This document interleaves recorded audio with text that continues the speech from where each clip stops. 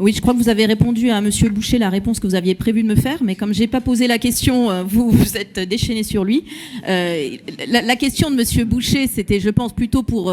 rassurer l'enseignement privé, pour être sûr que vous leur preniez pas l'argent à eux pour financer le manque que pointent les écoles publiques dans le soutien pour les projets pédagogiques, si j'ai bien compris la question de notre collègue. Donc effectivement, moi, de ce que j'ai compris du dossier, c'est qu'effectivement, ce n'était pas une question de 20 000 euros à la base, mais une question plutôt de 70 000 euros,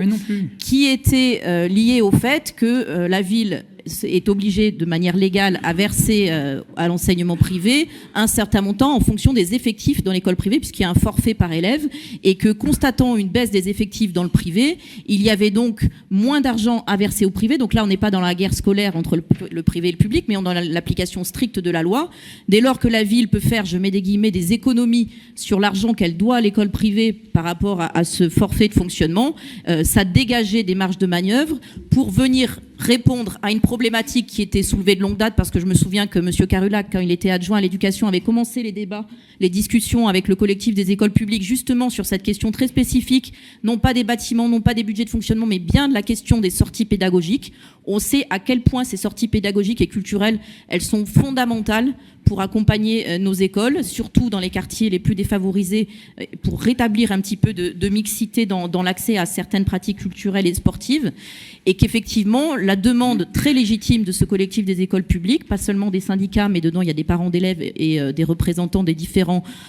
corps des acteurs de l'éducation, il y avait une négociation qui avait eu lieu avec vous, monsieur Perdriau, pour obtenir effectivement une augmentation significative de cette enveloppe, notamment pour pouvoir donner de la visibilité aux écoles. Parce qu'un projet, c'est beaucoup de travail pour les équipes éducatives. C'est effectivement aller chercher des financements, construire des projets, réfléchir sur quel territoire, à quel moment, etc. on fait les projets. Et quand tout cet investissement tombe à l'eau, faute de moyens, parce qu'on ne peut pas demander aux parents d'élèves, aux familles de financer outre mesure des projets qui pourraient avoir du sens, mais qui pèseraient trop sur le budget familial, les équipes renoncent. Et c'est pour ça qu'on vous demande une visibilité et une rallonge budgétaire qui n'enlevait rien à personne, puisqu'il